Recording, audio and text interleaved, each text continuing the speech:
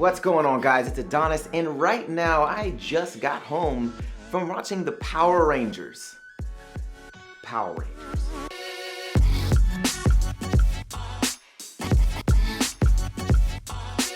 Now I'm gonna give my thoughts on this movie. These will have spoilers in this, so if you haven't watched Power Rangers, go watch it, and then come back and watch this. So right off the bat, I love how they set up the mythology of this new universe of Power Rangers. We have Zordon as the original Red Ranger. That's actually really dope. And he's just the Red Ranger that we picked up from. So he wasn't the original, he was just the previous Red Ranger. And Rita Repulsa was the Green Ranger. Now, this is where things get interesting, because in that little area they had those 5 things that they stand on, which means there was 5 Rangers. So why was there a 6th Ranger? Like, what was the point of the 6th Ranger during the old Rangers? Like, what was the Green Ranger's purpose? And that really wasn't explained much as far as like why she was the 6th Ranger, because she knew all the other colors. But yeah, it was just one of those things that I was a little bit confused on. But I like mystery as well, so it's all good that they didn't explain it. We got probably a sequel coming that will explain those things. So yeah, it was cool that they had that history between Rita and Zordon, and it took place millions of years ago. And then obviously how they pick it up in the current timeline was actually, it was pretty good. It wasn't spectacular. Now the first Ranger that we actually get to see is Jason, and it seems at the beginning that the story was about him. But they really switched gears fairly well between the entire cast. And that was something that I was really curious about. Like, are they gonna really make it focus around one character primarily, or are they gonna do a couple characters? And it seemed as if it was really focused around Jason, Billy, and Kimberly. You know, yeah, Jason, he did this crazy shit at the beginning of the movie, didn't rat out his friends, and then next thing you know, he's in detention, has a crush on Kimberly, it seems. We still don't really know. They didn't really showcase a relationship there, which I like, because a lot of us know, throwback to the series, Kimberly is with Tommy. That's how it is, so don't be snatching the bitches, bro. Don't be doing it. But that's really how she kind of ties into Jason. Like, she didn't really get completely fully fleshed out primarily until later in the movie, but we still get some things of what's going on with her kind of trials as a teenager. We have Billy as well, which kind of was the reason why all of them become Rangers in the first place.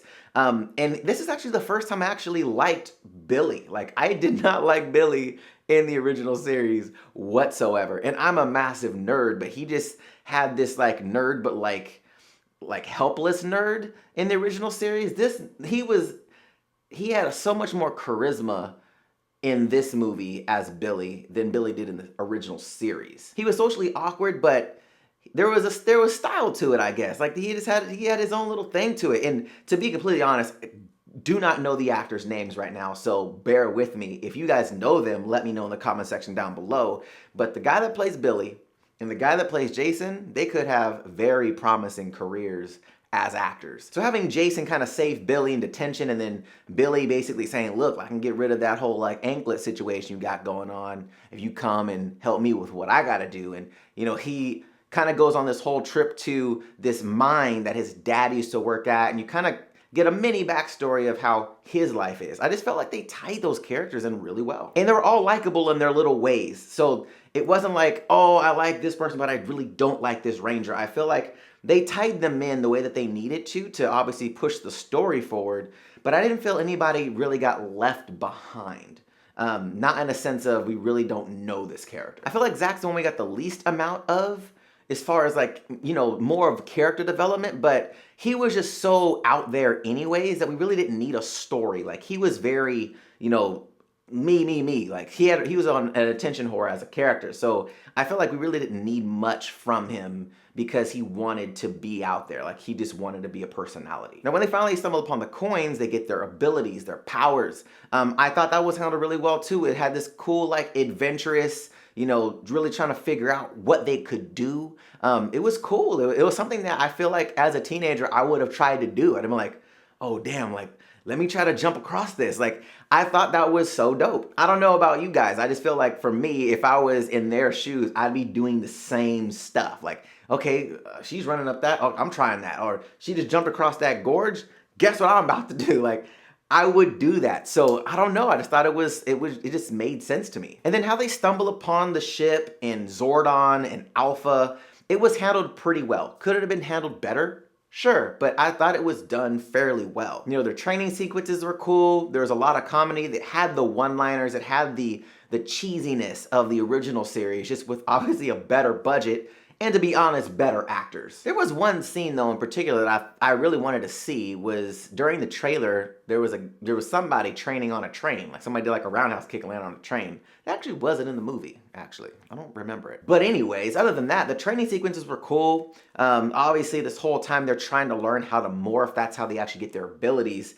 And Rita catches them with their pants down. Now Rita is I'm kind of bifurcated on Rita right now. In one hand, she's this, it seemed like they really wanted to make her this, you know, dark villain, more like horror type of character. And then execution-wise, I felt like she was trying to deliver a solid performance, but because her skill set was so much higher than everybody else's, it seemed out of place, I guess. Like, I don't know. Like, I feel like the other actors couldn't keep up with what she was trying to put out there. So theirs were delivered more serious to the point where hers just seemed more like it was like overacting at times. I don't know. I don't know if that's the right words, but let me know how you guys thought about Rita. It's just as a whole. I liked her as a character. I thought she was dope, but there's just times where I was kind of like, I don't know about that one. Now, the fight sequence between the Rangers and Rita, the first time that they fight them, when they rushed in and Billy got killed, I actually really liked the sequence. The sequence was dope because at the beginning, you know, he was like, look, like, this is what Zordon wants us to do. We're all failures. Let's do this. It's the only thing that we've been asked to do. Let's just kill it. So they go in, you just blindsided, have no idea how crazy powerful Rita is, and they get destroyed. And the fight sequence was dope. Like, Rita just easily hands them an L. Like, say, hey, here's an L. Take it. And they took it. And the impact I felt a lot more than I thought I would when Billy actually died. And that was one of those things where I was like, dang, like, okay, like I can respect the death. Like, it wasn't just kind of like, oh, he died, fuck. I knew he was coming back. We all knew he was coming back, but there was some weight to it. And I was like, okay, I can appreciate the death. I can appreciate the consequence by rushing in, not being prepared, and this is what happens. And then the sacrifice that Zordon made, you know, for the team, saying, look, there can only be one Red Ranger. He's a Red Ranger. That's the Blue Ranger. I need to bring him back. And I just thought that was cool how they handled it. You know, they handled it as Zordon as a character saying, look, like, your time is done, one. And then two, being the leader that Zordon is for the Rangers, he had to do that. He had to show the sacrifice and respect the sacrifice that, you know, Billy had already made for the team. So I thought it was handled well. Now, my main gripe was actually once they were able to actually morph. Now, I know as cheesy as it is, I understand, but I really wish they did their call out as they were like morphing. Understandable that they didn't know what Zords they had. They didn't know what animal they were. I get it. But it was just one of those things for nostalgia's sake that I was like, damn, like, I really wish they would actually do their morphin' time and like pull the morphers out and do it. I thought that would have been dope. They didn't do it. Oh well, that's the movie. But I was just like, damn it. Fuck. We did get the morphin' time callback, so I thought that was cool. So I was like, okay, it didn't fully make up for it, but I guess I'll deal with it. Now, once they started fighting the putties as the Rangers, the sequences were actually done pretty well, especially for the type of movie that Power Rangers is. Now, one of the coolest things for me anyways, nostalgia-wise, was how they were doing their voiceovers as they were fighting like they did in the original 90s series. And then you had like their like cheesy one-liners like heads up and he takes his head off and throws it, like just stuff like that where it's just like, oh my god, super cheese, but I loved it. Now the Zeo crystal was obviously the main reason why Rita was there in the first place. She wants the crystal, and it's like there's pieces of the crystal on, you know, tons of different planets. So, you know, my question is, does this have anything to do with Power Rangers Zeo, or is it just, they just use the name and they want to do something with that? Not really sure. They didn't really fully explain more of why that was so important, besides it had the power to destroy the world. Like, I don't know. It was just, there was question marks. Now we finally saw the Zords and the Megazord. I don't know how I felt about it. I liked how they looked. I thought that was dope.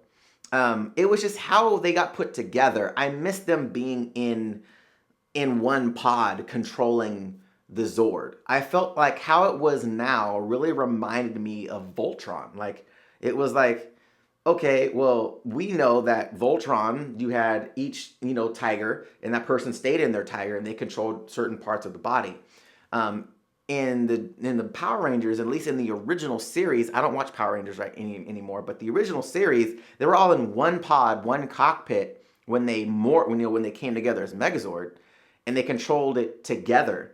So I was a little like confused. I was like, so is this Voltron or like is this Megazord? Because I'm a little confused right now. Now the fight with Goldar and Megazord was cool. Like, it wasn't super dope. It was a cool thing, nothing crazy. The best part, though, to be completely honest, was at the end where we saw OG Kimberly, OG Tommy. I thought that was dope. That was a cool little, nod, thank you, appreciate you. That was dope. That I was like, oh shit, that's my homies right there. Those are the G's right there. That's OG. I was a little excited. I was probably a little too much excited. And then at the very end, the other question that I had was like, okay, you had Jason go back into the ship and put his sword into the machine, into the ship, and then Zordon was like, hey, you should probably take that, and he was like, oh, I'll be back for it. But I'm like, why did you need to put the sword there? Like, there was just things I was kind of like, what was the purpose of the sword going in there? We never saw you take the sword out. Like, I don't know. Let me know if I missed something, but I was a little confused about that. Now, post-credit scene or mid-credit scene, whatever you want to say. So Tommy Oliver,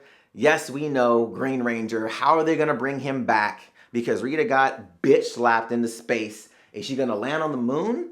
Who knows? We don't know. Is she going to be like how it was in the original series where she's stuck on the fucking moon and she just can't get off? I have no idea, but how do they get the Green Ranger?